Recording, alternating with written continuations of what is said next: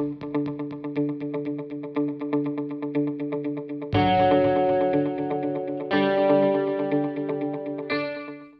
we'd like to welcome to the main stage Ekaterina Stambolieva. She's a serial impact entrepreneur, a female space tech founder, and a startup mentor. She has extensive expertise in machine learning and satellite image analysis. She's also skilled in managing medium-sized teams, leading tech communities, and mentoring impact and tech entrepreneurs. She's driven to use her skill to create impact in the world, to contribute in tangible and measurable improvements to either the life of people or the environment. Welcome. Hi. Hi, Nick. Thank you very much for the introduction. Guys, please call me Katya. This is what most people use usually. Oh, great.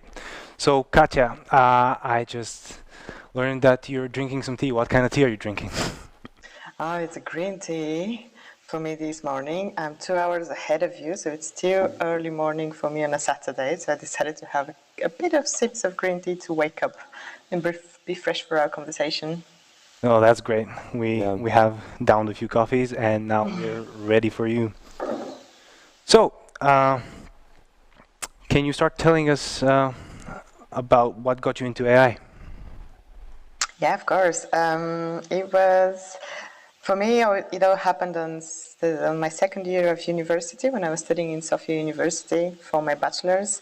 I was studying computer science, but fortunately this is something that I never got excited about. It's amazing to know it and have it as a knowledge, but computer science and software engineering as they are is not something that I wanted to pursue as a career in my life. And then Preslav Nakov, which is a very famous Bulgarian researcher in the field of natural language processing, came to our university for a semester to do a course in natural language processing, which is the part of AI that deals with text. So I took this course, and then, a whole new world opened in front of me, and I said, wow, okay, so this is interesting, and I think this is what I can do for a living. One thing led to another, then I went abroad to study natural language processing. I worked in the field for a couple of years, 3 to 4 years after I finished my master's. I was working mainly with machine translation, which is training algorithms to translate automatically from one language to another.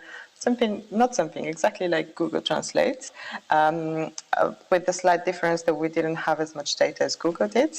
Unfortunately, at some point, I got tired of working only with text as data. And there were also a little bit of difficulties implementing natural language processing techniques into the industry, in which cases both the people who would pay for that and the people who would use it would be happy. So I decided to broaden up my skill set and go into general data science and AI instead of just specifying in one field. This is what I did for a couple of years as well. At that point, I decided to become a consultant and work on data science projects. And I worked mainly on data science projects which were doing something good. So either social projects or environmental projects. I did a couple of nice things with Amnesty International. We analyzed what's the amount of abuse that women, members of the parliament in 2017 in the UK receive. And it turned out that our findings discovered that just because the women decided to become politicians, they received a lot of sexual and racist abuse online.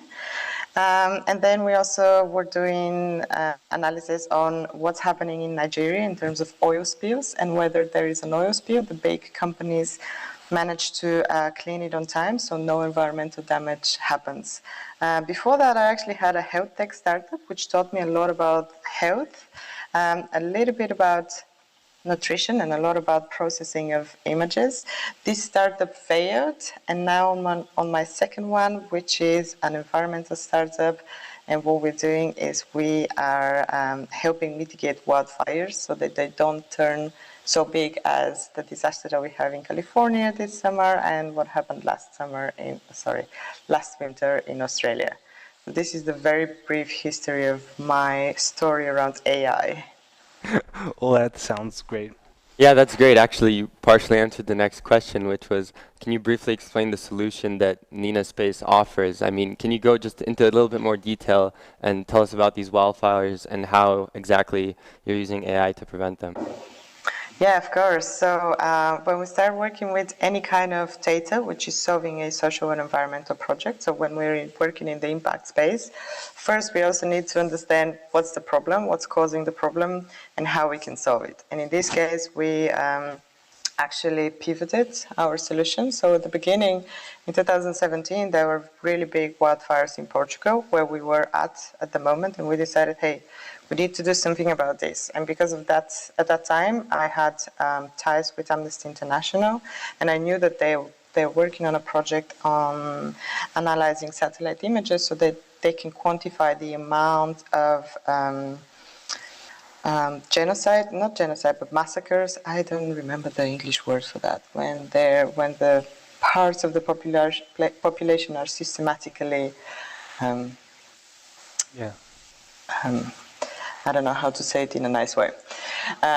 So what they were doing is they were comparing images of villages before and after to see whether the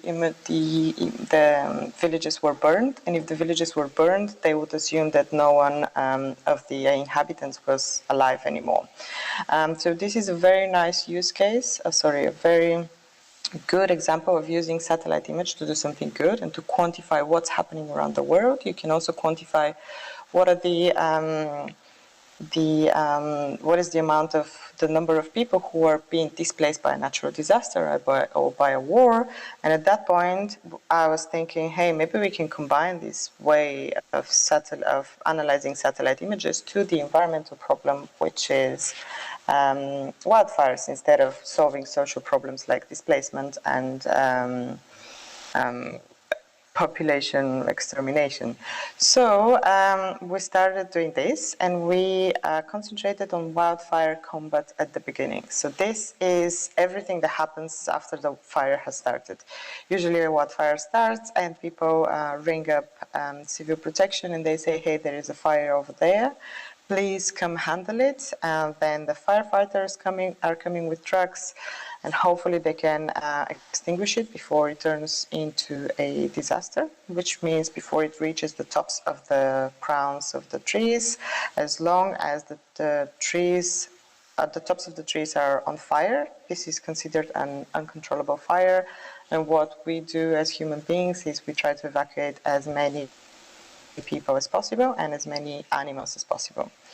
However, working on wildfire combat doesn't really solve a problem, doesn't prevent anything from burning. It does save lives, but it's treating the symptoms of the problem. It's not treating the core of it. So we needed to learn a lot about wildfires, forest management, and civil protection techniques to understand that we actually need to tackle wildfire mitigation and not wildfire combat. So what is wildfire mitigation? These are all the actions that we do as human beings and as a society and as an organized group of people to before the fires have started. This is what's called wildfire mitigation. And one of the best ways that we can mitigate wildfires currently in the territories which are very high risk of wildfires, like Southern Europe, the Americas, and Australia, is to prepare the natural world in a way that fits certain regulations. What do I mean by this? If I have a property in the countryside, and if this property is located in one of these very dangerous geographies, what I do is I create something called a defensible space around it, which is a vegetation-free bubble. You can imagine it like this. It is a way of cutting vegetation near the property, so when there is a fire and the fire jumps in, or rather approaches the property, which is this one, my fist, the fire cannot reach the property because there is a defensible space here. So the fire is stopped by this defensible space. Of course, these defensible spaces do not stop fires all the time. For example, if we have very strong winds, the wind could blow the fire so that it can still burn the property. And by property, think about either a warehouse or a commercial forest, or it can be your grandmother's house as well. I do have my grandmother's houses in the countryside. So as soon as we realized, okay, cool, so we need to work on wildfire mitigation, not on combat, and we need to work on understanding which properties are protected, so we know where we can concentrate our efforts. We discovered that we can monitor this from space. We can create images, satellite images. Actually, I think I can even show you this. We can create satellite images that show us only the vegetation. So imagine that you put a special type of sunglasses that cancel everything out and show you only vegetation. So in this case, in the background of me, you're going to see only these beautiful plants here, and well, everything else is going to be black, but it's not going to be really intelligible. So what we do is we create this type of satellite images that see only vegetation, and this is something that we cannot do with our human eyes because we need to be able to see the near-infrared radiation, which unfortunately we do not, but satellites can. And as soon as we can create a picture of what's happening in the vegetation around the world, we can see, hey, what is the difference? How does this vegetation change over time? And what are we aiming at? What are we concentrating currently at is detecting where the vegetation has been cut in the specific way that fits defensible space regulations, so we can say, hey, yes.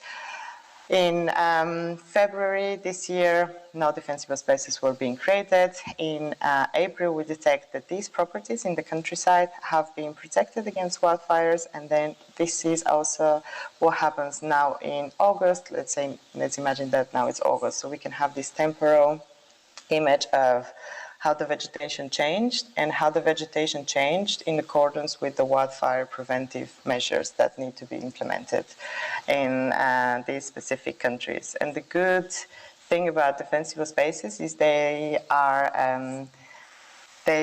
something that is like the standard across geographies. So it's not that only in Spain defensible spaces are being built and California doesn't know what this concept is.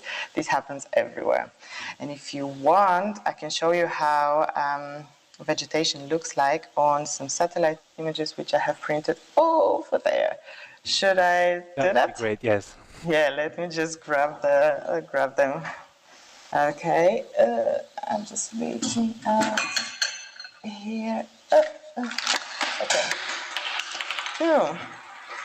So, for example, you don't see it in an amazing way, but these are the same three photos. Oops, one, two. Oh, it's difficult for me to show you in a mirrored way. So these are three photos from August 2018, and these are the same three photos but with different lenses. And what happens here is I hope that you can see these blacked out things. Yeah. Mm-hmm. This is actually a fire, or the burnt area of a fire. So here at the beginning we have nothing, and then we can see how the fire progressed and grew, and then here this is the end result of the territory that was burned. But what's important is this image at the top. Everything what we see here is vegetation, so everything which is in green, and these parts which are in red here to the side, here to the side, for example, this is the ocean. Yeah. So this is how we would see an image, but based only on vegetation. So it's not something that our human eyes are used to seeing, but it is something that we can read programmatically, and we can analyze and draw insights from there. And I hope that you managed to see how the progression of the fire. Yes, it's scaled up. Yeah, how the area burned. Yes, and this is from August 2018. That's really amazing. Yeah, it's really interesting and new to see. It's great that professionals like you get access to such data, because data is one of the most valuable commodities, especially in AI, and it's very hard to come by. And if it's in the good hands, it's all the more valuable. And that's why we're glad. And it's good that you're using it to protect nature, and we know that you're a nature lover. But when was that aha moment that made you think, you know what, I'm going to get in to use AI to fuel my passion for nature and protect that? So I have always been a gentle soul, so I would be happy when people around me are happy. And then as I progressed in my professional career, my circle of friends grew. So now I have friends all over the world. So for me, it's not important only to protect Bulgaria or Europe. It's important to protect everyone that I know. And they just happen to be spread around the world. And what happens is I am a person who has the skills to be a data scientist or an AI engineer, which is one of the most profitable professions in IT at the moment. So having said that, what I discovered is that whenever I work for a company and I make a lot of money, making a lot of money by itself doesn't make me happy. When we would work as data scientists, we would work on data that is helping the companies sell more products or get insights from their users so that they can sell these insights as data, which means that at the end of the day, my efforts would make my bosses or the shareholders of the company wealthier, but that would be the end of the impact of my work, which again was not something that was making me happy. And now there is this whole movement of people, even for people from data science, moving into impact jobs as well, because it's not important for us only to use amazing technology, which is something that makes me happy, but it's also important to see, hey, how does this technology affect the lives of the people around me or the environment around me? Does the output of my work pollute the world, or does it actually help us capture CO2 or pull plastics out of the ocean and things like this? Also, I had a really bad experience the last time I was employed, and after that I busted my knee playing basketball, which is something I love, so I needed to be bedridden or sofa-ridden for 3 months, and this gave me a lot of time to think.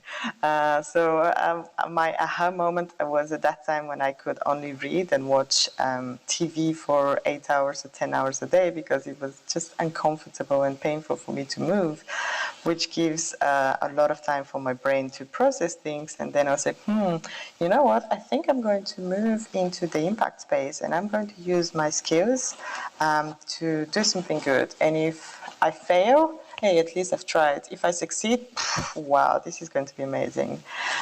This was in 2015 when there were a lot of startups and a lot of businesses working in the impact space, but they were not very tech savvy. So now we do have tech for good, we do have data science for good. Before it was a little bit difficult, so I also moved from a high-paying field to a field of the job market or of the market which was not so good in terms of salaries for people who were working there, but we started this field and now we're growing it. And now you can be a data scientist who is making good money and having an impact. That's awesome. Yeah. And speaking of the time before Nina Space, you developed another AI in the social impact health sphere. Can you share what that experience taught you? This was so the first time I was an entrepreneur, and I was very naive. But the thing is, I believe that we are all naive the first time we start doing something. So that's totally fine. Just do it anyway and learn from your mistakes, because you're going to make mistakes for sure.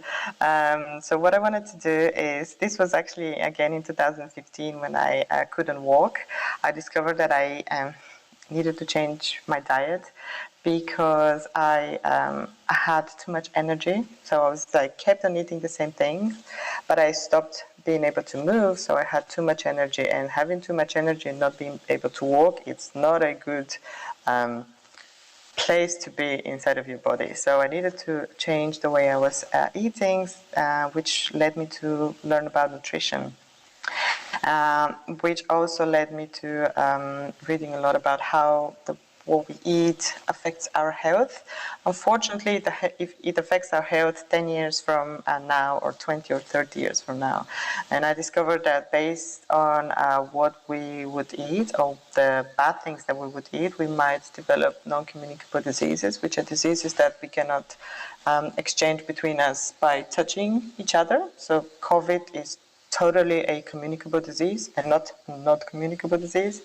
But if we develop these illnesses, so these diseases, they stick with us for life.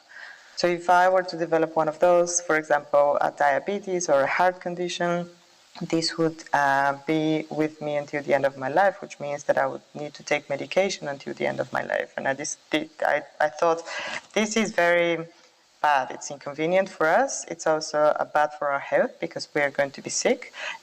We would need to be taking medication, which are some kind of chemicals entering our bodies all the time, and we would not be able to live full lives. So let me see if I can help prevent that, or help people understand what is ahead of them so that they can make their choices. And in this case, what we wanted to do is we started with the small part of this big problem, which is, hey, let's first understand what's in the food we eat. How can we understand that? You know, when you go to the supermarket, you have a nutrition table at the back of every box or every packet. And this nutrition table tells you per 100 grams of this product, or per portion, this is what this product has. So in terms of in terms of fats, in terms of salt, in terms of sugar, and in terms of all other different nutrients that might be in that food. What we do not know as human beings, though, is how these grams that are given at the nutrition table at the back of the box relate to what I should eat every day. I don't know how many grams of sugar I need to eat per day. I don't know how much saturated fat and unsaturated fat I need to consume as a human being. And especially, I'm a woman, you guys are men, so you need to eat a little bit more than me, but what is a little bit more? And I wanted to give the information to people, hey, if you don't need to remember that, you can just open an app and see it. And you can see by scanning the boxes of the labels of everything that you eat, how what you eat, what you already ate, relates to the proportion of nutrients that you're supposed to be taking per day or per week. So you can see, hey, I'm taking way too much salt versus I'm not eating that much fat, for example. I need to eat some fat. And then the app will tell you, hey, by the way, you're lacking a little bit of iron today or this week. How about you ate that beetroot? Or you're lacking fiber. Have this apple for your coffee break. It is good for you. It is sweet, so it's going to give you a little bit of dopamine, and also it's going to give you the fiber that you need for your gut to be happy. So this is what we wanted to do. And then one of the things that we discovered is when you want to scan a nutrition label, you need to take a photo of it, which is totally okay. And then we need to use AI to read that photo. The problem is that we do have a transparent plastic wrapping on top of some foods. And whenever we take a photo in the supermarket, the reflection of the lights which are above us make some parts of the nutrition label invisible. So you would need to go about taking the photo from an angle, and this would make the user experience very inconvenient. But if you just took the photo, if there is a reflection of the label, we would not be able to read the nutrition information. So this was one of the problems, which was, okay, cool, we have the AI that works. We do have some people willing to scan, but then we have this plastic wrapping that is completely ruining our photos. Yeah, so I'll stop here and see what other questions you have. You can continue asking me about this or about something else. It's totally up to you. It's interesting how in the development of such useful tools, you run into the strangest, most unpredictable problems. And Yeah. it's also very great that we can use technology and AI specifically to benefit and impact social and the health sphere. And so, do you think that AI can be a universal solution to such health and social problems? No, I think um, I think we need to use technology only in the case that technology would be useful for that particular case. So in this case, I do know AI, and I have started two AI startups, but I have started them because I was convinced that AI could help in this specific case. Currently, AI is still a hype, which means that if you're starting a startup and you're looking for investment, a lot of investors would be happy to hear that you do AI, so they would be more willing to give you money. But please do not start an AI company just for the sake of having AI in it. Really approach the problem from first the human understanding of the problem. As I've told you, for both the social and the environmental startup that I had, we needed to really understand what's happening and what is the core of the problem, apart from what are the symptoms that we might treat here and there. And then really judge, hey, can AI help me to solve this? If not, can AI help me solve parts of this problem? If not, do not use AI. Sometimes we do not even need to use tech. We just need to find a solution that can be completely offline. And this is more about speaking about social projects that can make an impact, make a huge impact, and still be simple non-tech solutions. We do not need to add tech to that because developing a technology, either it being AI or not, it's still time consuming and it's costly. And there is no need for us to throw money at something just so that we would be able to receive investment. Yeah. Yeah. And of course, having the technical knowledge is a really core part of AI, but also, like, you need to be constantly improving your knowledge, right?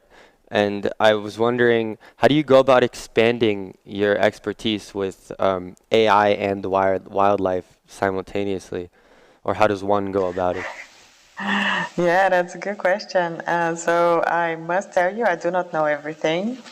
But I'm also the person who is more in charge of business nowadays than coding.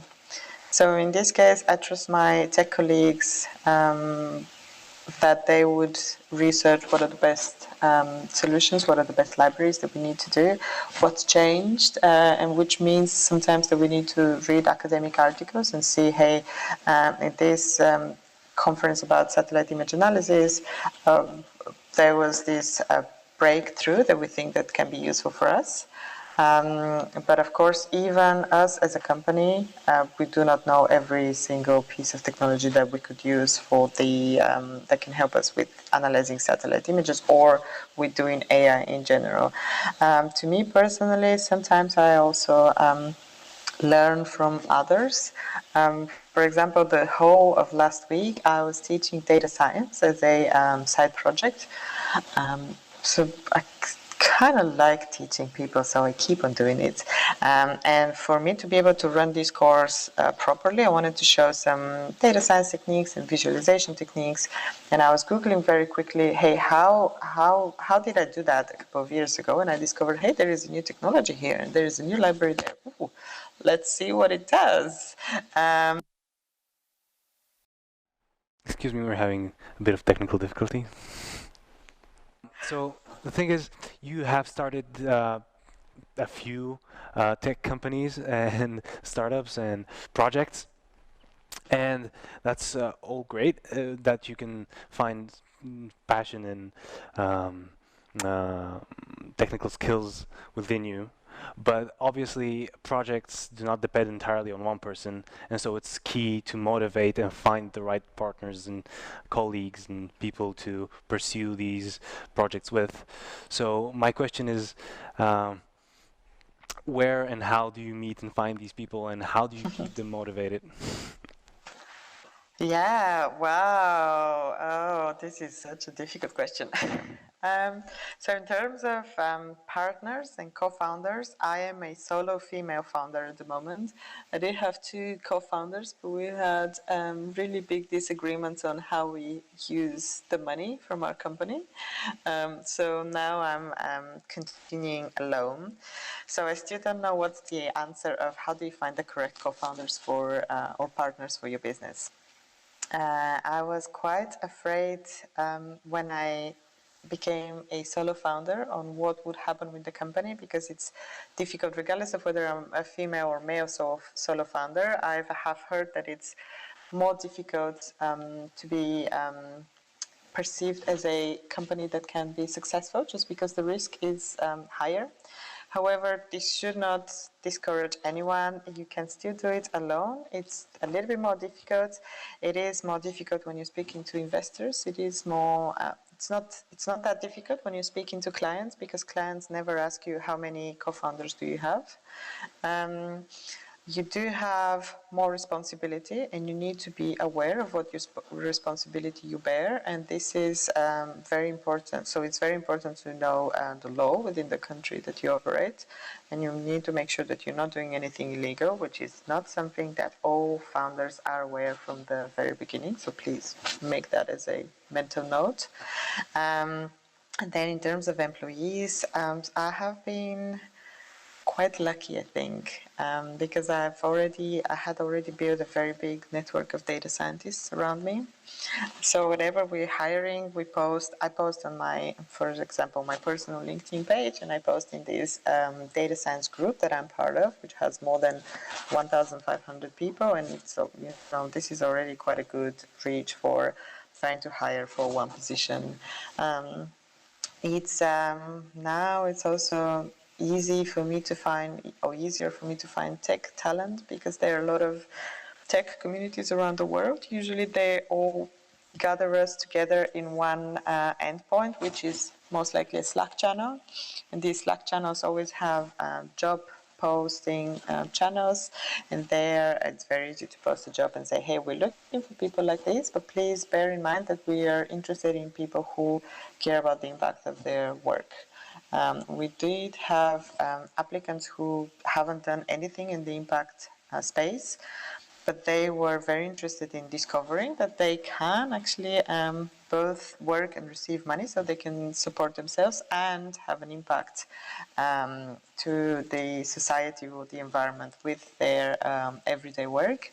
So we kind of transferred some people from normal job seekers to impact job seekers. And then we also can reach to people who are already in the impact space and tell them, hey, if you are feeling up to a new challenge or you want to work on this specific problem, please continue talking to us. So in terms of employees, I think it's easier. In terms of co-founders, I don't know. What I've heard is that it's as difficult as finding a spouse. And this is not something that, I don't think I can answer this question in one or two sentences. Well, and on the topic of starting businesses, finding co-founders, one of the biggest challenges of social entrepreneurship is to leverage impact with profit and gaining clients. And how do you turn an idea with a good cause into a profitable and marketable business solution? In my case, it was just the pure, the refusal to give up. Mm-hmm. When I actually had a conversation about this with my mom this summer, our parents can always make us feel a little bit embarrassed from time to time. And she told me, I was telling her, we need to be completely profit-driven, so we never lose our impact in sight, and we change our business model according to a business model which can make us impactful and keep our impact model on track as well. But we really need to be a profitable business so that we can be a sustainable business so we can continue making impact. Otherwise, we are idealists or activists, which is amazing. It's just not for, we want to operate as a business. And then she told me, let me stop you right here. And I said, what did I say? I think what I said is correct. And she said, yeah, think about what you were saying 2 years ago. And 2 years ago is when we were starting, and I was really I was wearing my activist or idealistic hat, and she in a nice way reminded me that when we were starting this company, we wanted to do impact first, and we did refuse following the path of a couple of business models that could have made us more profitable at this stage, just because we wanted to never lose sight of impact. And in that point, we were really concentrated impact, and we kind of had forgotten about profit, or we had pushed profit a little bit back on the priority list. But I think that this is something that social entrepreneurs learn. We always start with the big idea of this is the change we want to make. We do need to take some time to understand the problem and understand what we need to do. And I think that this is our idealistic part of starting a business. And then when we do it for the first time, of course, when we do it for the second time, it's much easier. We know what we need to do. And then we, as soon as we have found, okay, this is how we can make impact, this is the technology or product or service that we're going to develop, let's figure out how we make it profitable. And at this stage of the life of the company, we are at, let's make it profitable. So for example, when I pitch to investors, I pitch as if we were a for-profit business, and then I include 1 or 2 slides for impact. But this can be part of the presentation or can be omitted. Since we're an impact startup, it never gets omitted, but the whole way of us presenting is, we're a business, we make money, this is it, and also this is our impact. Yeah. So, yeah. That all sounds amazing and very impressive. And because we are a bit short on time, we have about 5 minutes left, I think we should ask you one of the more important questions on here, which is, as such an impressive and successful woman in business and in tech, what advice would you give to other young female entrepreneurs that would like to reach such a level? Oh, good question. Thank you very much. So my advice is, don't give up. You would have yourself kind of, our subconscious or sometimes our conscious thoughts are our bullies saying, I'm not good enough, I cannot do it, what did I do, why did I even start this? But that's okay, everyone feels like this, and regardless whether you're a business owner or a employee, you would have these thoughts in your head anyway. You would have other people telling you, you cannot do this, you're a woman, or you cannot do this because you don't have the knowledge to do that. And you can say, yeah, I don't have the knowledge yet. In 2 months, I'll know everything that I need to know about the problem, and then I'll solve it.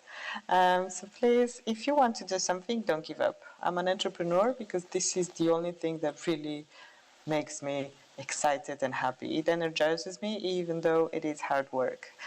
If entrepreneurship is not something that you feel happy with after you've tried it, change your profession, do something different. If this is something that you'd like to try it. Maybe not now, but find in your own time or in your own timeline when is a good moment for you to do it, and you will be afraid.